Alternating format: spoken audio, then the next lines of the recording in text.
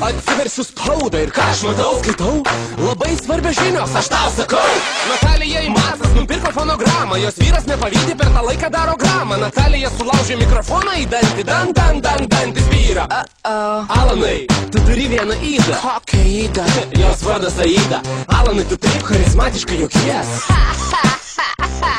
Naujieji rusai, anekdotofobai, naujieji lietuviai, porno muzikos tobai. Prodiuseris Bžė, šokolado atašė. Bet geriausias prodiuseris Mario B. Tai tiesa. Sindikatas užsuka bytą, robotukų kariūna padaryta. Kas rytą kariūna žygiuoja eterio laukais, kaip kitų laikais. Ragauju mango. Robotai dainuoja meilės dainą, tokia faina, už bet kokią kainą.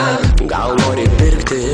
Tai pirk arba mirk. Skelbia reklamos, skelbia panoramos, groja fonogramos, nes robotas juk irgi žmogus. Robotas irgi žmogus. Paket biški Maikas. Taip šaudo pieno lazeriai, giedrė neklysta niekada. Nes ją gali vadinti muzika. Kas yra muzika? Kas yra muzika? O kas yra muzika? Spaudoj parašyta, nauja žvaigždė padaryta. Mačiau, skaičiau, jau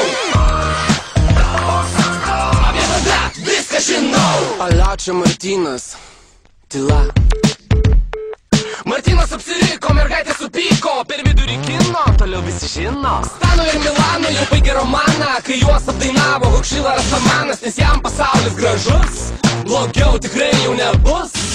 Viktoras ir Vilius rado savo kampą, ar pagauni kampą, kas ko tampa, o kas nepagavo, tas gaudo, šaudo, snauda išmaudo. Greitas algis, jo liežuvis kaip dalgis, radijas daro šou, o budulis sako liau. Dar budulis sako, o Jurgis sako welcome, nes Jurgis didelis, labai didžiulis. Skaivo taip pat, didelė žuvis, ją pagavo šou bizo reiklys.